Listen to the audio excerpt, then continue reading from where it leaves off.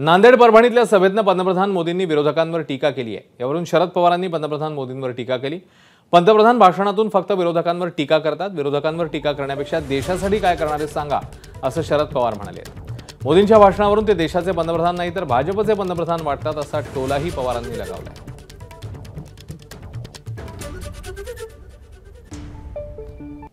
कधी नेहरूंचा टीका कर, कधी राहुल गांधींचा टीका कर, कधी माझ्यावर टीका कर, कधी आघाडीवर टीका कर।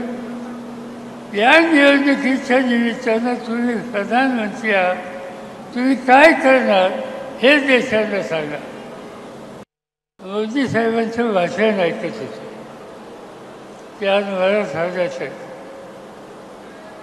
आणि सवन भाषणामध्ये त्यांनी सांगितलं काय, हे भाषण असो, याच्या आधीचं भाषण असो, अन्य राज्याची भाषणं असो, अपेक्षा अशी असते की देशाचा प्रधानमंत्री हा संबंध देशाचा असतो।